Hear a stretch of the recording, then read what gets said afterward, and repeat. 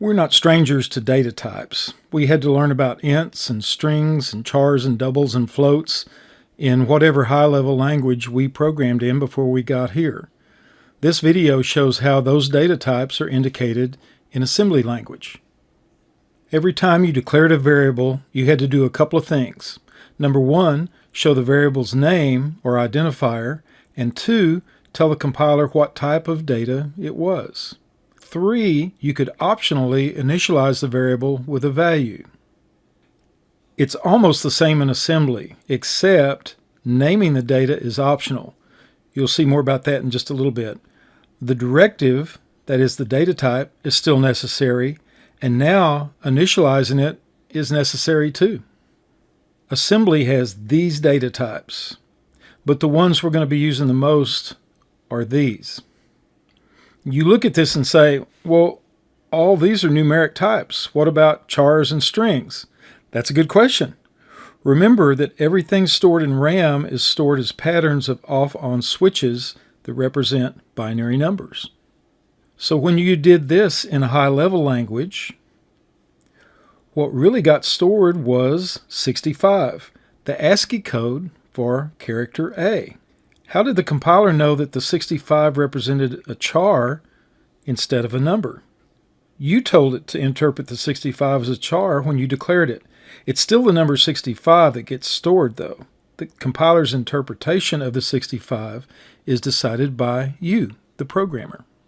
Notice in the table that there are types for bytes and for signed bytes, but that's more for the programmer's good than the assembler, because a lot of times the assembler ignores the difference. For instance, if I declare a variable of type byte, what does num1 contain? And the answer is, it depends. If my program is going to treat num1 as an unsigned byte, then it contains 255. If my program is going to treat num1 as a signed byte, then it contains -1 because of 2's complement. We're talking about the same set of switches set the same way. Guess who has to keep up with whether it's being treated as signed or unsigned? I'll give you a hint. It's not the assembler. The text warns that to the assembler, there's no difference between byte and signed byte, at least for the most part. So we know that there's got to be a directive and at least one initializer when declaring data. Here again, think about what you've done before. Here's what something similar would look like in assembly. Notice the question mark indicates that the value the variable is being initialized to is just junk. That is, we don't know what it is. Also, you can use any of the radix characters that we discussed before. As the text shows, these all initialize to the value 50 in binary. Here are several ways of defining byte-sized data, both unsigned and signed. Notice, though, that all of these values will fit into 8 bits. If you try to initialize these to a value that's bigger than 8 bits, the assembler will give you an error. Something to note about these declarations. If I changed it to this, things would work fine, because the values would still be next to each other in RAM. That's what the text means when it says the label, that is the name, of a value is optional. Later we're going to see how to access these additional bytes by using the value1 label. What I just showed you has a name, multiple initializers. If I make a declaration like this, then RAM looks like this. The list of values following the byte directive are placed one after the other in memory. Figure 3-11 shows a picture of RAM for the declaration. Get used to seeing the word offset. It means how many bytes from something.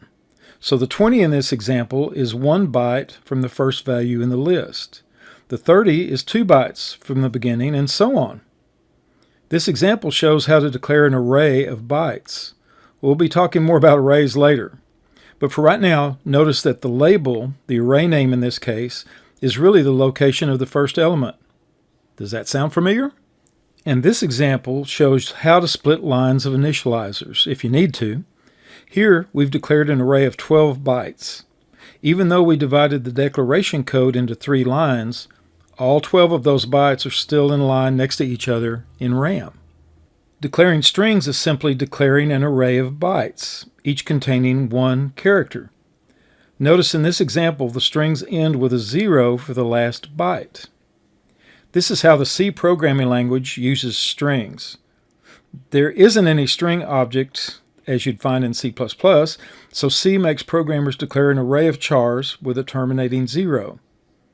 Think for a moment how easily C would translate to assembly language in this case.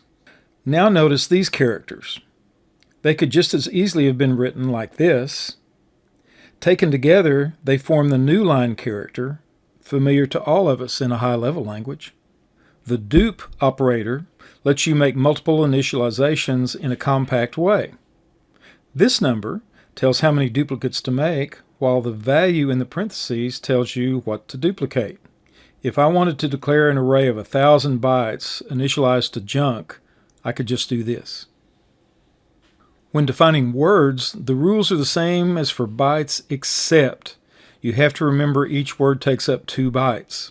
So even though we define the array like this, it takes up RAM as shown in figure 312.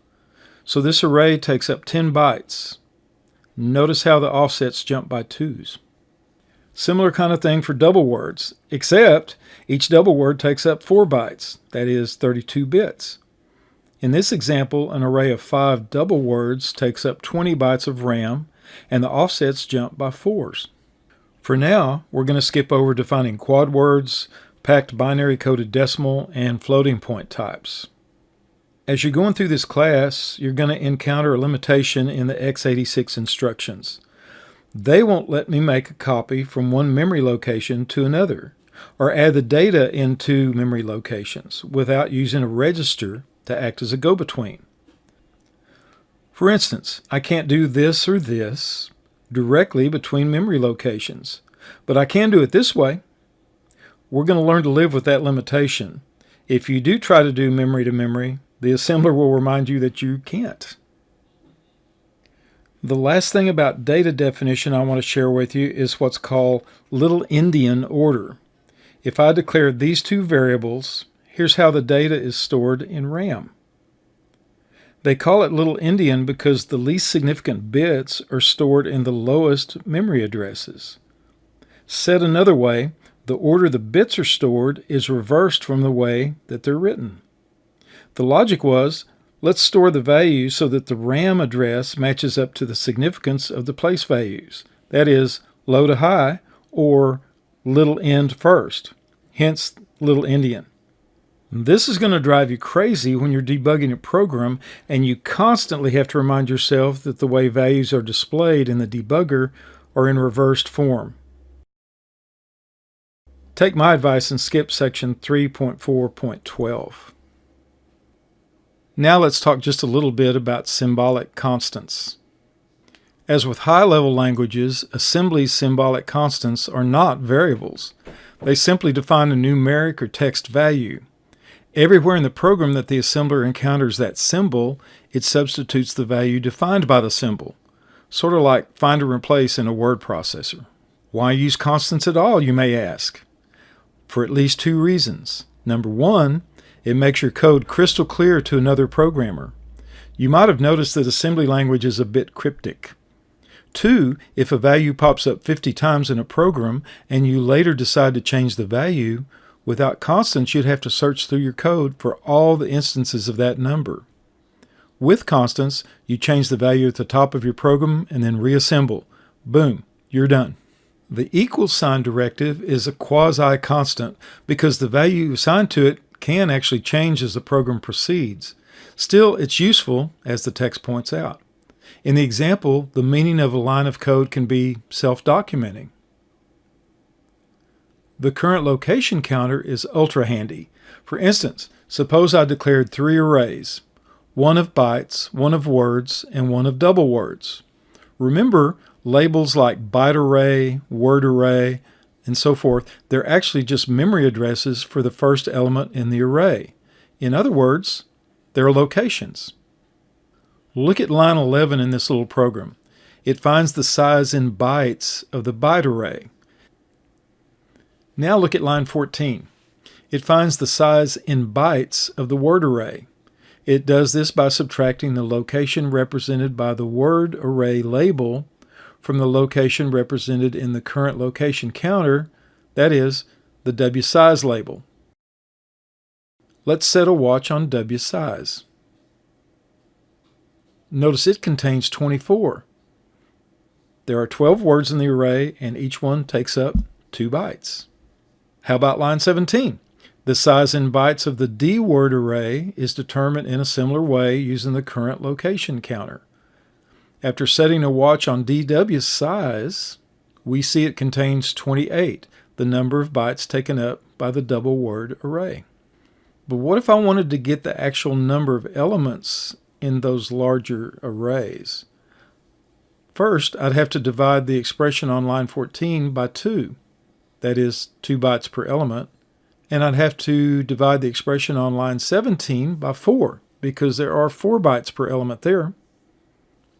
Check out the watch window and you'll see the correct numbers of elements shown there. The most common way to declare constants is with the EQU directive. If I define a constant named players and set it equal to 23, I can do this. And the AL register will be loaded with the number 23. I know the text goes into a lot of detail with section 3.5, but honestly, if you understand this video, you'll be good with anything we're going to do in terms of constants. Thanks for watching.